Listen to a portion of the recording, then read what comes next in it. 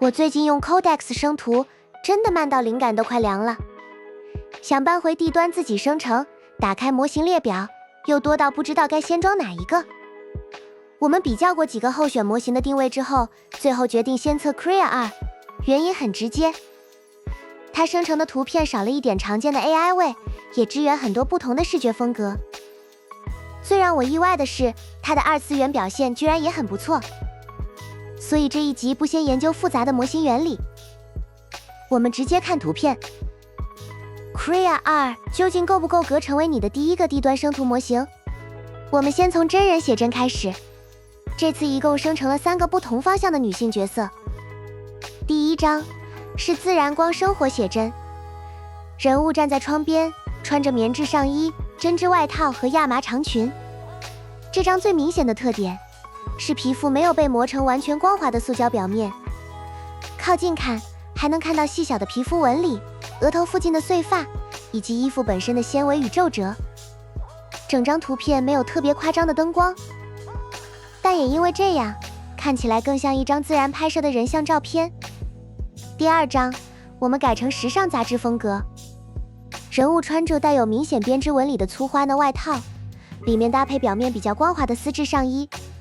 光线和姿势更有造型感，整体也精致很多。粗花呢的编织纹理、丝质布料的反光，以及头发边缘自然飞散的发丝，都有被保留下来。第三张则是比较清新的偶像写真，服装使用螺纹针织上衣和轻薄的雪纺百褶裙，画面比较明亮，人物也更有亲和力。把这3张放在一起，可以很明显看出来，他们不只是换了一套衣服，人物的气质、摄影方式、光线以及整张照片呈现出的感觉都有明显差异。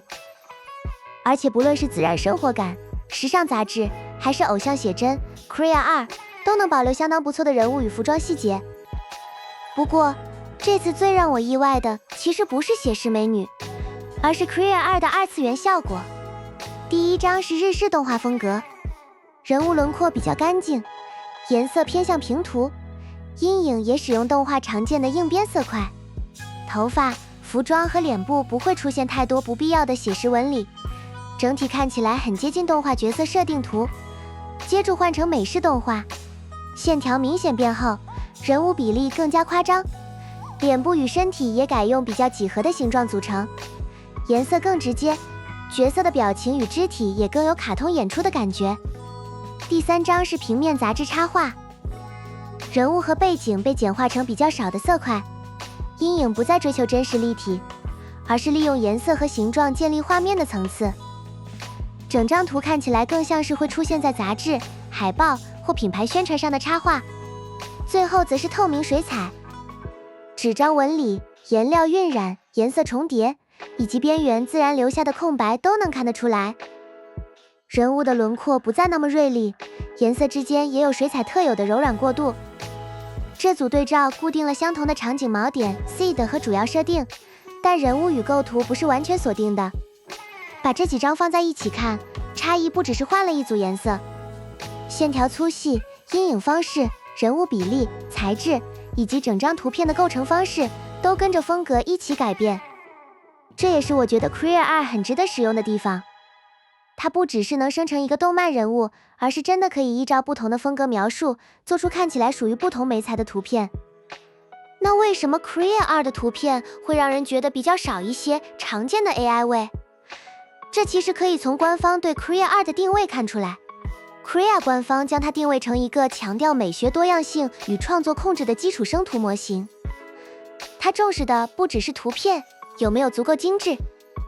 也包括风格、构图、材质以及整体视觉方向能不能跟着创作者的需求改变。官方甚至直接提到，他们希望 Krea 2能够跟随创作者自己的视觉语言，而不是在生成过程中悄悄把它替换成模型预设的风格。这和前面样本呈现的方向一致，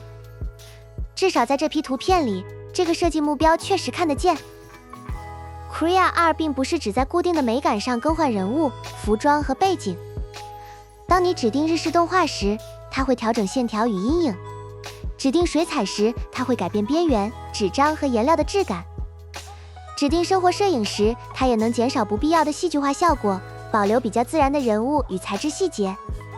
所以我们感受到的比较少 AI 味，不一定代表图片完全看不出是 AI 生成。更准确的说，是它比较不容易让所有图片都长得像同一套 AI 模板。你指定什么样的画面语言，它就更愿意往那个方向发展。看完图片之后，最后快速讲2个实际使用时需要注意的地方。第一个是图片里的繁体中文。使用繁体中文撰写提示词本身没有太大的问题，人物、动作、服装、场景和画风大多可以直接用中文描述。但如果你希望图片里直接生成清楚、正确的繁体中文字，结果就比较不稳定，有时候会出现缺字、错字、笔画变形，或者看起来像中文，实际上却无法阅读的文字。所以需要制作海报、封面或带有标题的图片时，比较稳定的方法仍然是先用 Crea 生成没有文字的主视觉，再到剪辑软体 Canva、Photoshop 或其他排版工具中加入繁体中文。第二个是 Enhance Prompt， 这个功能会在图片生成前自动帮你扩写原本的提示词。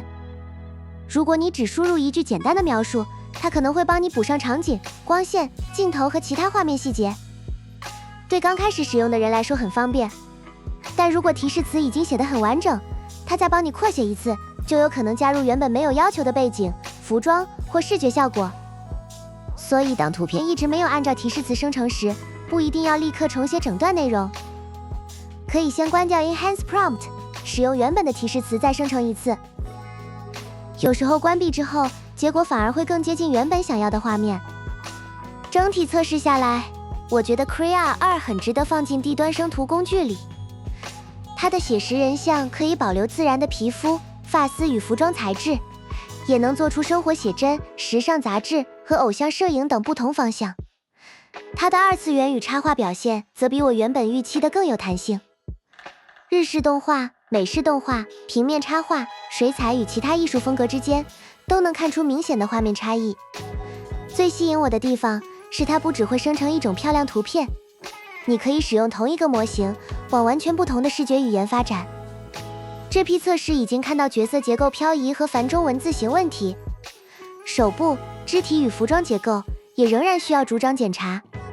使用 Enhance Prompt 时，也要留意扩写后的内容有没有让图片偏离原本方向。这集保留完整设定的地端基线是 Crea 2 Turbo NVFP4 8步采样的官方 Workflow 显生路线。换成不同显存或模型版本，体验不一定相同。商用前也要确认使用当下的授权条款。但如果你想在低端生成自然的真人写真，又希望同一个模型也能处理2次元角色和不同插画风格， Crea 2确实很值得安装下来亲自测试。对我来说，它不只是够格成为第一个低端生图模型，更可能是之后需要快速尝试不同图片风格时，会经常打开使用的一个模型。你最想拿 Crea 2生成真人写真2次元角色，还是哪一种插画风格？可以留言告诉我们。